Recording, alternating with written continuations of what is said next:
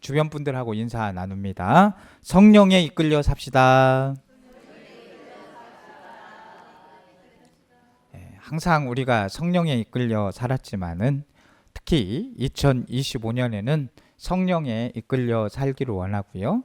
우리 교회 표어처럼 2025년 표어처럼 성령의 능력으로 부흥하는 교회가 될 줄로 믿습니다. 그래서 우리가 열매는 주님께서 뵙게 해주시겠지만 우리가 또 최선을 다해서 영혼 살리는 일에 복음 전하는 일에도 힘쓰는 저와 우리 성도님들 되시기를 주님의 이름으로 축복합니다.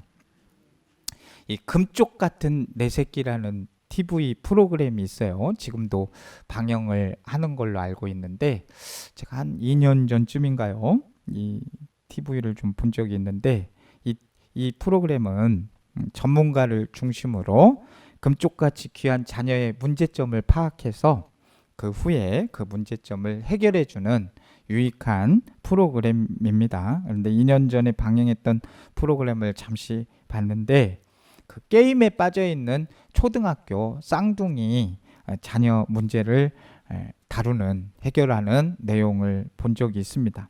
이 초등학교 쌍둥이가 하루 종일 거의 잠자는 시간을 빼고는 게임만 하는 거예요. 게임에 빠져서 공부하라고 하는 엄마의 말을 전혀 듣지 않는 겁니다. 엄마가 야단치면 그것을 따르기는커녕 초등학교 때 말대꾸하기가 쉽지 않은데 말대꾸를 해도 보통 말대꾸가 아니라 굉장히 이렇게 짜증 섞인 말대꾸를 하고 성질도 내고 또 욕도 하면서 심지어는 엄마를 때리기도 했습니다. 게임을 하다가 이 상대방에게 치면은 화가 나서 그 분풀이를 엄마에게 하는 모습을 보이는 거죠. 그 아이들은 오직 게임에만 몰두해서 살아가고 있었습니다. 저는 그 아이들의 상태가 완전히 게임에 이끌려 살아가는 상태다 이렇게 봤습니다. 게임이 너무 좋아가지고 거기에 이끌려 살아가면 그 앞으로의 인생이 우리 지금 한참 공부하고 또 많은 경험을 해야 될 나이에 게임에만 몰두가 돼 있으면은 그 앞으로의 인생이 어떻게 될까 참 안타깝잖아요. 다행히 아이들은 자기들이 게임에 빠져 있다는 그런 문제를 알게 되었고 전문가의 도움으로 그 솔루션을 제공받아서 이 TV 프로에서는 바뀌는 모습을 보여주었습니다. 그런데 계속해서 바뀌어서 거기에 이끌려 살면 안 되는 거죠. 우리가 이렇게 나쁜 거에 이끌려 살게 되면 우리의 인생이 참으로 안타깝고 어리석은 일이 되는 것입니다. 사도 바울이 오늘 빌립보 지방에서 복음을 전할 때 상황을 보게 되면 사도행전 16장에 사도 바울이 복음을 전했던 장면이 나오죠. 근데 사도행전 16장 말씀을 보시게 되면 어떤 여종은 귀신에 이끌려 가지고 점을 치면서 살아가는 장면이 나오게 됩니다. 그 여종을 고용을 해서 많은 돈벌이를 했던 주인들은 어디에 이끌려서 삶을 살았냐면 돈에 이끌려서 삶을 살고 있었습니다. 또 그 지방의 행정관들은 권력에 이끌려서 자기 마음대로 폭력을 휘두르면서 살아가고 있었습니다. 그런데 여기에 비해서 바울과 실라는 어디에 이끌림을 받고 살았느냐? 바로 복음의 이끌림을 받고 살아가고 있었습니다. 그렇다면 우리 사랑하는 옥산교회 성도님들은 누구에 이끌려 살아가고 계십니까? 네, 성령님께 이끌려 살아가고 있으시길 바랍니다. 우리가 어떤 이끌림에 따라서 살아가느냐에 따라서 우리의 삶은 분명히 180도로 바뀌게 될 것입니다. 악한 마귀에 이끌려 살다 보면 자꾸 악한 마귀에 이끌려 살다 보면 결국은 마귀가 인도하는 곳이 어디겠어요? 지옥일 수밖에 없는 거예요. 세상과 또 쾌락과 욕망에 이끌려 살게 되면 언젠가는 비천하게 됩니다. 물질에 이끌려 살아가면 일만 악을 저지를 수 있습니다. 그러나 성령에 이끌려 살아가게 되면 성령의 능력과 은혜로 하나님께 영광을 돌리면서 하나님의 뜻을 이루면서 살아갈 수 있다는 것입니다. 하나님의 뜻을 이루고 싶습니까? 한 5분만 그 하나님의 뜻을 따르고 싶어 하는데 그러지 마시고 하나님의 뜻을 따라서 살아가기를 원하십니까? 그러면 성령에 이끌려 사셔야 된다는 거예요. 우리 그리스도인들은요, 한마디로 성령에 이끌려 살아가야 되는 존재들입니다. 그러나 이 신앙인의 이름을 갖고 있으면서도, 그리스도인이라는 이름을 갖고 있으면서도 성령에 이끌려 살지 못하면 우리는 이름뿐인 신앙인, 이름뿐인 그리스도인, 껍데기만 신앙인이 되고 마는 겁니다. 오늘 본문이 바로 그 사실을 보여주죠. 오늘 본문은 바울의 3차 전도의 여행인데 에베소 지역을 전도하는 내용입니다. 바울이 윗지방으로 다녀서 에베소에 왔을 때 그는 일단 어떤 제자들을 만나게 됩니다. 이들은 오늘 본문에 보셨듯이 7절에 보셨듯이 몇 명이에요? 12명 정도를 만나게 되었는데 바울이 볼 때 이 12명의 사람들이 참 애매하더라는 거죠. 잘 보면 믿는 사람 같기도 하고 또 이렇게 보면 안 믿는 사람 같기도 하고 조금 이럴 때 애매해 보이지 않겠습니까? 그래서 바울이 묻잖아요. 뭐라고 묻냐면 너희가 믿을 때에 성령을 받았느냐? 그러자 그들이 뭐라고 대답해요? 아니라 우리는 성령이 계심도 듣지도 못했다라고 대답을 하였습니다. 바울이 다시 그러면 너희가 무슨 세례를 받았느냐 묻자 우리는 요한의 세례를 받았다 이렇게 대답을 합니다. 이 말을 듣고 이들이 세례 요한을 따르는 자들이라는 것을, 세례 요한을 따르는 제자들이라는 것을 파악한 사도 바울은 이들에게도 예수 그리스도의 구원이 필요하다 생각해서 복음을 전하여 구원한다는 것이 오늘 본문의 말씀입니다. 여기에서 중요한 것이 이 사도 바울이 그들이 믿는 자인지 아닌지를 확인하기 위해서 제일 먼저 뭐라고 물었다고요? 너희가 믿을 때에 성령을 받았느냐? 이렇게 물었다는 거예요. 믿을 때 기쁨이 있더냐? 믿을 때 회개가 있느냐? 믿을 때 행복이 있느냐? 믿을 때 찬송이 나왔느냐? 여러 가지 물을 수 있었지만은 이런 것들이 아니라 이 사도 바울이 물은 것은 믿을 때에 너희가 성령을 받았느냐? 이렇게 물은 것은 믿음의 가장 중요한 핵심적인 증거는 성령을 받고 성령의 이끌림을 받아야 하기 때문에 너희는 믿을 때에 성령을 받았느냐? 이렇게 묻는 겁니다. 저도 한번 너희는 이러면 좀 건방져 보이니까 제가 조금 변화를 줘서 성도님들은 믿을 때에 성령을 받았습니까? 꼭 받으셔야 됩니다. 우리 믿음 생활에 있어서 가장 중요한 것은 성령님이에요. 성령님을 내 안에 내주시키고 성령 충만한 것. 이거 굉장히 중요한 것입니다. 우리가 그리스도인이라고 하는 가장 확실한 증거, 성령님을 내 안에 모셨느냐. 온전한 신앙생활을 위해서도 우리가 성령님을 마음에 모시고 성령님으로부터 이끌림을 받아야 한다는 거예요.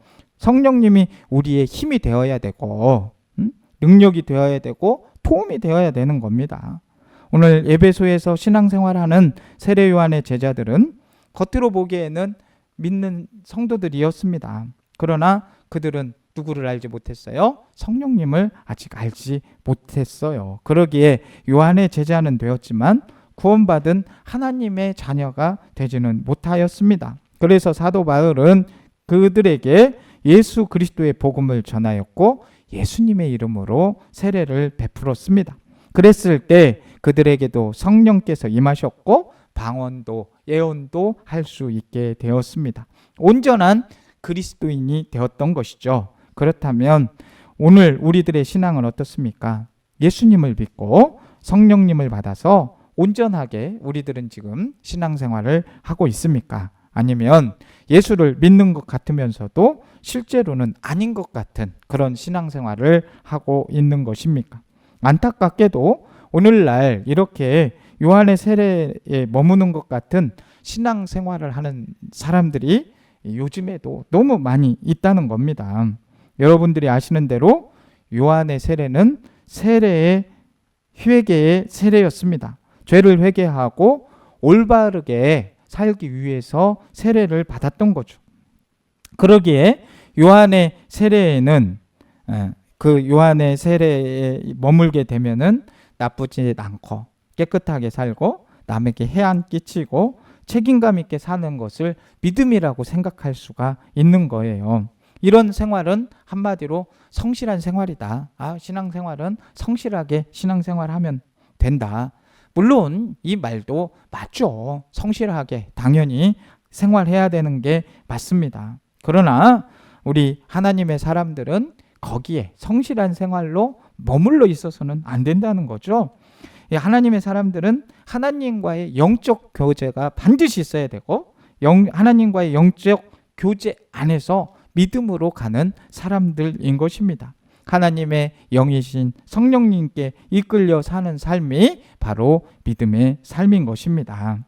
다윗이요, 어린 시절 골리앗을 물리쳤을 때 골리앗 앞에는 훈련받은 수많은 병사들이 있었습니다. 그러나 막상 골리앗 앞에서 그들의 성실함은 무능함이 되었지요. 다들 그 골리앗의 장수들은 주눅들어서 도망가거나 숨게 바빴습니다.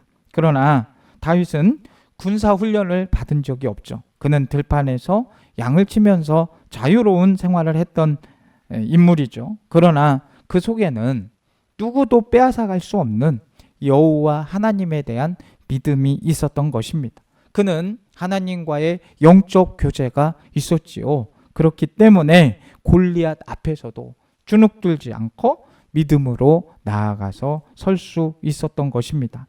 사무엘상 17장 45절에서 47절의 말씀을 보시면 너무나도 우리가 잘 알고 있는, 너는 칼과 창과 단창으로 내게 나아오거니와 나는 만군의 여호와의 이름 곧 내가 모욕하는 이스라엘의 군대의 하나님의 이름으로 내게 나가노라. 여호와의 구원하심이 칼과 창에 있지 아니함을 이 무리에게 알게 하리라. 전쟁은 여호와께 속하였은즉 그가 너희를 우리 손에 넘기시리라 라고 말씀을 하고 있습니다. 이 다윗이 신앙으로 영적으로 무장되어 있기 때문에 그는 골리앗 앞에 담대하게 나아갈 수 있었습니다. 이것이 신앙 아닙니까? 여러분, 온전한 신앙은 하나님을 믿고 의지하면서 성령님의 힘으로 살아가고 성령님의 인도하심을 받아서 살아가는 겁니다. 성령님의 인도하심을 받으며 살아가는 것이 진정한 신앙생활인 것입니다. 그렇다면 우리가 어떻게 하면은 어떻게 성령님께 이끌려 살 수 있겠습니까? 먼저 예수님을 나의 주인으로, 나의 주님으로, 나의 하나님으로 고백하면서 성령님을 마음에 모셔야 한다는 겁니다. 오늘 본문에서 바울은 요한만의 세례를 아는 자들에게 요한이 한 말을 인용해서 복음을 전하죠. 내 뒤에 오시는 이를 믿으라 하였으니 이는 곧 예수라 하거늘. 세례 요한도 사실은 자신을 믿으라고 한 것이 아니라 내 뒤에 오는 예수님을 믿어야 된다. 세례 요한의 증언 아니겠습니까? 나는 물로 세례를 주거니와 내 뒤에 오시는 분은 성령으로 세례를 주시는 분이며 그분을 믿고 성령을 따라야 된다라고 가르쳐 주었죠. 이런 말씀을 듣고 예수님을 구주로 믿어서 영접한 그들이 세례를 받았을 때 무엇이 임했습니까? 성령이 임하게 된 것입니다. 또한 성령이 임한 증거로 방언도 하고 예언도 받게 되었습니다. 여기에서 우리가 오해하지 말아야 할 것은 성령이 임하면 꼭 방언해야 한다거나 예언을 해야 한다는 말이 아닙니다. 방언과 예언은 성령이 임했다는 증거로서 성령님의 많은 은사 중에 하나일 뿐이고요. 그 외에도 예언과 방언뿐만이 아니라 그 외에도 성령이 임재하였을 때 많은 은사를 주셨다는 사실입니다. 성령을 받았음을 확신할 때 성령의 이끌림을 우리가 받으면서 살 수 있죠. 그래서 믿는 자들이 그러면 어떻게 내가 성령을 받았지? 성령을 받은 것은 세 가지의 확실한 증거가 있습니다. 뭐냐면 성령이 임하게 되면 예수님을 나의 구주다 이렇게 고백을 하게 돼 있는 거예요. 그래서 성령이 임했다 하면 예수님을 구주라고 고백을 하는 것이죠. 사도 바울은 성령으로 아니하고는 누구든지 예수를 주라 하실 수 없다. 그러니까 우리가 예수님을 주님입니다 고백을 할 수 있는 것은 성령님이 하시지 않으면 이 고백이 나올 수 없다는 겁니다. 성령님을 통해서만이 예수님께서 주님이심을 알고 주님이라 고백할 수 있다는 말이에요. 우리가 예수님을 주님이라고 고백한다면 그것은 우리 스스로가 고백하는 것이 아니라는 것이죠. 우리들 속에 분명히 성령님께서 역사를 하고 계신다는 거예요. 그래서 성령께서 역사하시면 주님은 나의 주님이십니다. 베드로가 했던 고백처럼 주는 그리스도시요 살아계신 하나님의 아들이십니다. 이런 고백이 나오면 성령께서 내 입술을 주장하고 그렇게 고백하도록 하신다는 것이죠. 여러분들이 예수님을 주님으로 고백하고 그 표현을 하고 사신다면 그 마음에 성령님을 모시고 있는 것입니다. 성령님을 모시지 않는 자들은 예수님을 나의 주님이다 이렇게 고백을 하지 못하는 겁니다. 그리고 성령께서 성령을 받았다는 이 성령님을 모셨다는 증거는 성령의 은사가 있어야 된다는 거예요. 그게 증거로 나타납니다. 오늘 본문의 요한의 제자들은 예수님을 믿고 고백했을 때 성령을 받고 성령의 은사인 방언과 예언을 했습니다. 앞에서도 말씀드렸습니다만 이것이 성령의 은사의 전부는 아니고 그 중에 두 가지죠. 그 외에도 얼마나 많은 은사가 있습니까? 섬기는 일, 가르치는 일, 위로, 구제, 다스림, 예언, 긍휼을 베푸는 것, 지혜의 말씀, 지식의 말씀, 믿음의 은사, 병 고치는 은사, 능력 행함, 영들 분별함, 방언, 통역 등의 이렇게 수많은 은사가 있습니다. 여러분 속에 이런 은사가 있을 때 나에게 성령이 임하셨구나 확신을 가지셔도 좋습니다. 그것은 성령님이 자신의 뜻대로 여러분에게 각자에게 주시는 성령님의 은사이기 때문입니다. 그 증거가 나타나기를 바라고 그 증거를 받으셔서 우리 성령 충만함으로 그 일을 주님을 위해서 쓸 수 있는 저와 우리 성도님들이 되시기를 주님의 이름으로 축복합니다. 아멘 하신 분들은 다 은사 받으시겠네. 자, 그리고요 세 번째는 반드시 성령께서 임하시면은 그 증거가 열매가 나타난다는 거예요. 그래서 우리는 반드시 열매를 맺어야 되는 거예요. 열매를 맺지 못하는 나무는 베어지는 거예요. 아무리 건강해 보여도. 그래서 우리가 열매를 맺어야 하는 것입니다. 그 성령의 9가지 열매를 바울이 갈라디아에서 말씀하잖아요. 사랑과 희락과 화평과 오래 참음과 자비와 양성과 충성과 온유와 절제. 하기 어려우면 사유와 오자양 충온절 막 이러면서 이렇게 외우시는 거예요. 열매를 알아야죠. 그래야 이게 성령의 열매가 무슨 열매인가라도 알고 있어야 되지 않겠습니까?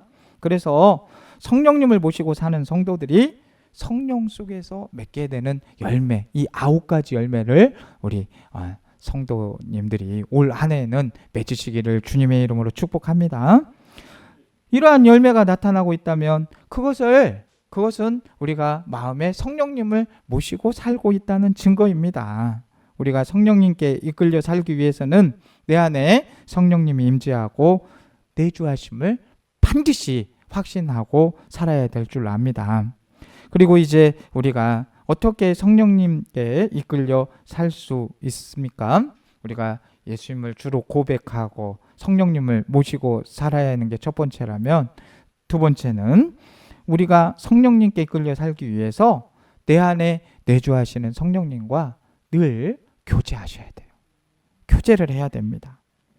앞에서 말씀드린 대로 성령님은 믿는 성도들에게 있지 않겠습니까? 성령님이 어디에 거주하시겠습니까? 믿는 우리들에게 거주하시지 않겠어요? 내주하시는 성령님은 우리들과 더 깊은 관계를 맺기 원하신다는 거예요. 이웃 사촌이라는 말이 있듯이 아무리 사촌이라도 멀리 떨어져서 제대로 왕래하지 못하고 가까이 하지 못하면 그 관계가 온전할 수가 없잖아요. 그러나 혈육 관계가 하나도 없어도 가까이 살면서 서로 도와주고 사랑하고 왕래하고 교제하면 사촌보다 더 가까운 사이가 되죠. 이것은 성령님과의 관계도 마찬가지입니다. 아무리 우리 속에 거하셔도 우리가 성령님과 교제를 하지 못하고 잊어버리고 산다면 멀어질 거 아닙니까? 자꾸 성령님과 멀어지면 되겠어요? 안 되겠어요? 알면서도 이렇게 모르는 척 하시는 거 봐. 안 되잖아요. 성령님과 멀어지시면 안 돼. 그것처럼 그리스도인들에게 위험한 것이 없는 거예요. 성령님이 안 떠나시는데 우리가 떠나려고 하네. 그런 어리석은 일이 어디에 있습니까? 성령님과 늘 교제와 대화를 할 때에 가까이 할 때 그분께서 우리를 도우시고 역사해 주시는 겁니다. 그런데 이것을 이렇게 가까워지는 영적 교제를 잘 우리가 못하고 있다는 거예요. 별 거기에 관심도 안 갖고 성령님께 간구도 잘 안 하고 일부러 그렇게 안 하려고 할 때도 있습니다. 왜 그럴까요? 성령 충만하지 못하기 때문입니다. 여기에는 성령 충만에 대한 오해도 한몫을 하기 때문입니다. 성령님께서 내게 임하셔가지고 성령님이 나를 지배해버리면 나는 이제 그러면 아무것도 못하네. 성령님이 하라는 대로만 해야 되네. 뭐 이렇게 오해를 한다든가. 내가 막 너무 성령 충만해지면은 바울과 같이 가족을 다 버리고 선교 나가라고 하면 어떻게 할까? 다 선교 나가게 하시지 않습니다. 그런 오해 안 하셔도 돼요. 또 내가 막 너무 성령 충만하면 그냥 미치광이가 되는 거 아닌가? 막 이런 오해를 해요. 막 이런 두려움과 의심이 막 생기니까 막 성령 충만에 대한 갈급함도 사라지고 간구도 없이 외면하는 경우가 많이 있습니다. 그러나 그런 제가 지금까지 말한 것들은 성령님을 오해하는 거예요. 성령님은 진리시기 때문에 진리의 영이시기 때문에 바른 길로 인도하십니다. 걱정하지 마세요. 죽을 길로 인도하겠습니까? 미친 길로 인도하겠습니까? 잘못된 길로 인도하겠습니까? 성령이 충만하면 진리의 영께서 바른 길로 인도하시고 하나님의 뜻대로 인도하시고 하나님께서 가시게 해야 될 길로 인도하시는 줄로 믿습니다. 성령님께서는 보혜사이기 때문에 우리를 지키시고 이 나라를 지키시고 이 교회를 지키시고 가정을 지키시고 우리 한 사람 한 사람을 지켜주실 줄로 믿습니다. 2025년이 두려움으로 시작됩니까? 불안함으로 시작됩니까? 그럼에도 불구하고 우리를 인도하실 분은 진리의 영이신 성령님이시라는 걸 알고 성령의 능력으로 나라도 부흥하고 교회도 부흥하고 우리 가정도 부흥하고 나 자신도 부흥하는 역사가 있기를 주님의 이름으로 축복합니다. 이기는 기회인 것입니다. 여러분 지금 나라가 굉장히 어수선합니다. 사상에 없는 탄핵, 국무총리까지 탄핵을 받고 지금 장관이 그 대행을 하고 있는 시점이고 자꾸 사건 사고도 터지고 있습니다. 이것은 무슨 뜻이겠습니까? 더욱더 우리 믿는 사람들이 먼저 믿은 그리스도인들이 더욱더 깨어 기도하라는 주님의 메시지인 줄로 믿습니다. 여러분 부흥은 참된 회개가 있을 때 성령님을 의지할 때 부흥이 찾아오는 줄로 믿습니다. 더욱더 우리를 주님의 이름으로 성령님의 이름으로 깨끗하여서 더욱더 성령님 앞으로 이끌며 받아 나아갈 때에 우리에게는 반드시 회복이 있을 것이고 부흥이 있게 될 줄로 믿습니다.